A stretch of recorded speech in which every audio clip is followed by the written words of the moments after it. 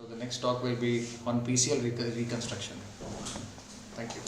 I am Dr. Varun Joshi from Joshi Hospital, Jalandhar, and I'll be talking about PCL injuries.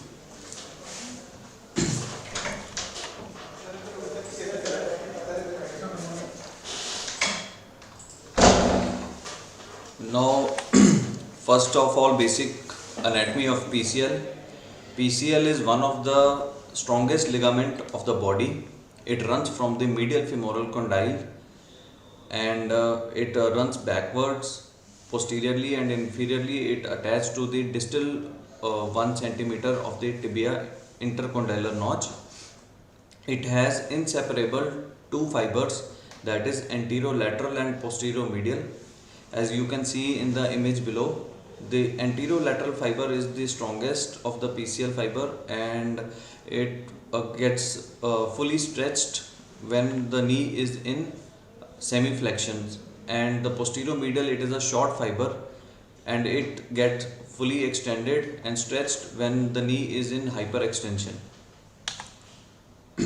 Now, how does PCL injury occurs?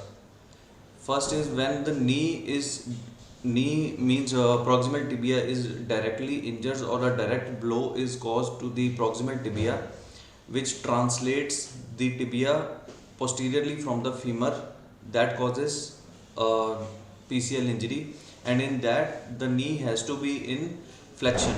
The other mode of injury is indirect injury, in which when the knee is in full extension or in hyperextension, that causes valgus or varus force to the knee, and it displaces the tibia and rotates the tibia, and that causes injury to the PCL. Now, how will we diagnose PCL clinically? First of all, whenever the patient comes, we have to take the brief history of the patient. We have to check for the skin, that there should be no bruising or in the popliteal fossa or discoloration of the popliteal fossa, any swelling.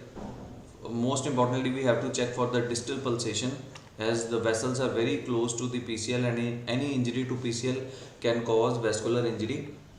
Also, we have to check for the distal neurovascular deficit.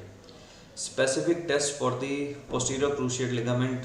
These are posterior drawer test, in which we place his thumb on the both side of the tibial tuberosity and we try to push the tibia backwards. And if it translates backwards, that means that tibia is sagging and PCL is lost. Then is reverse Leishman test, Godrej test, and others we have for meniscus and multiligamentous injury. We can do dye test. One is sag sign, in which when the knee is kept in 90 degree and we support the heel, the tibia sags visibly posteriorly from the femur, and this is due to the effect of gravity and the loss of PCL. And other is Godfrey's sign, in which whenever we flex the knee and the hip at 90 degree, we can see visibly that the affected side of the where the PCL is lost, it is sagging below the normal side. Most importantly, the PCL injury is 95% occurred with other ligamentous injuries, like it is occurred with ACL injury or posterior lateral complex injury or MCL injuries, and only in 5% cases it is isolated PCL injuries. Now, how will we assess on the X-rays the PCL injury? First of all, we do stress radiographs of the knee, which shows pathological translation of the knee. If it is more than 10 millimeter than the normal, it shows that the tibia has been translated backwards. Other is on the X-ray we can see that whether the PCL is avulsed or not. CT scan can help us in determining that fragment of the PCL avulsion, that how big is the fragment, can it be repaired or it can be left alone. Most important and gold standard for PCL injuries is MRI. On T1 and T2 weighted images, we can see the question mark sign of the PCL, like you can see in the left side of the screen, that is the normal healthy PCL. In the middle, the PCL is torn and you can see buckling of the PCL. On the extreme right, we can see the double PCL sign. We should not confuse this double PCL sign with PCL injury. This is bucket handle tear of the meniscus, which appears like a PCL. Now, how can we manage PCL injuries? Importantly, it is sometimes managed conservatively with the PCL braces or ROM braces, in which the posterior sagging of tibia is supported with a ROM brace or knee brace. Then surgical management can be there, in which PCL avulsion fixation can be done, whether it can be done arthroscopically or by open approach. Then arthroscopic PCL reconstruction, which can be single bundle or double bundle, and last is osteotomy. Now, how can we do PCL avulsion fixation? In open technique, we can approach posterior tibia by posterior approach, and by posterior approach we can, when the fragment of the PCL is big, we can fix it with the screw. And with the arthroscopic or by suture fixation technique, what we can do is drill 2 tunnels around the PCL avulsed fragment, and we pass the suture loops around that fragment, and we pull it anteriorly and fix it with a button anteriorly.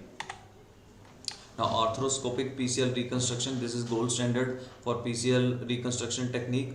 First, we have to select that the graft which we are comfortable with, like we can harvest it from hamstrings or bone patella bone or quadriceps tendon. Then we have to select that with what means we are fixing PCL, whether it is suspensory fixation like in endo button, or with the screw, that is interference fixation of the PCL. Video play. First one.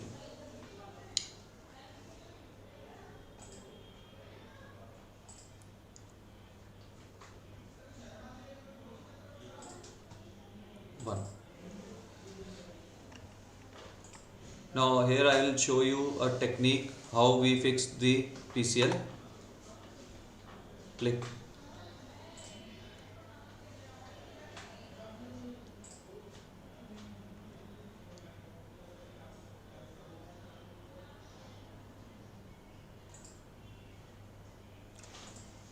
VLC.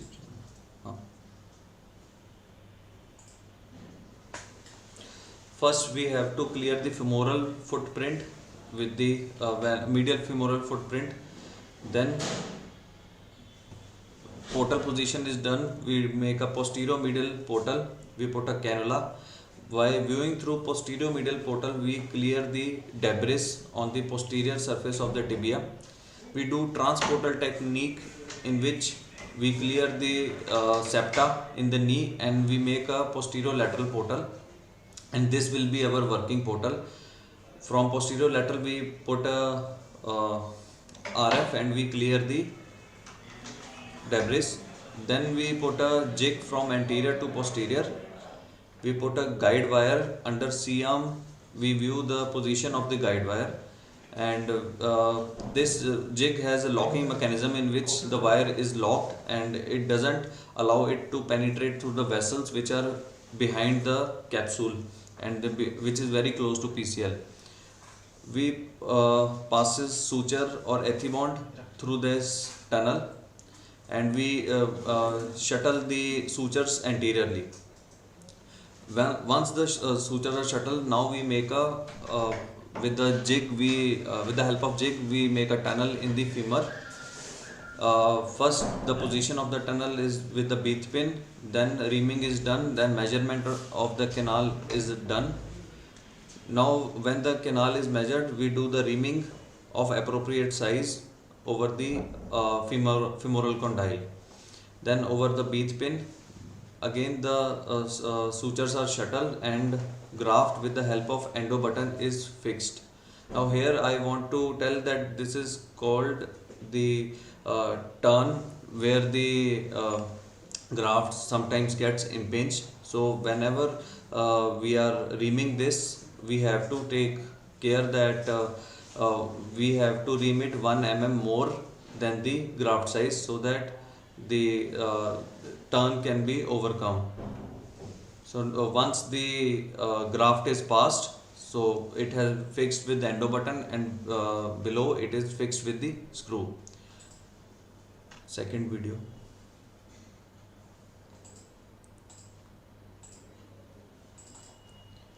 Now what's new in this technique of PCL fixation is, once there is chronic PCL tear and it cannot be reconstructed, so what we can do is, it is mentioned in many journals, we can go for open wedge medial osteotomy of proximal tibia, in which biaxial osteotomy is done, the tibial slope is increased, then the graft is put, and over that wedge which is opened, we put a plate and we fix it with locking screws, and the gap which is maintained in the proximal tibia, we can fill it with the bone graft.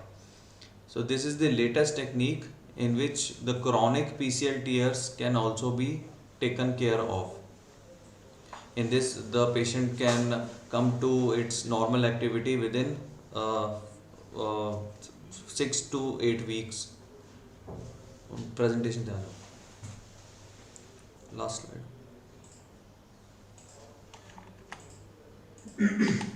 So in the rehab, there are 4 phases of rehab. Firstly, quadriceps and hamstrings strengthening is done.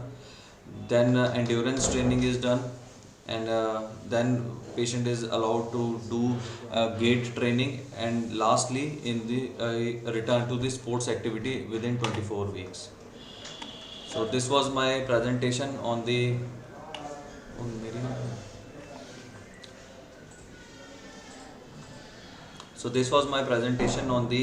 PCL management and what's the latest for the PCL reconstruction.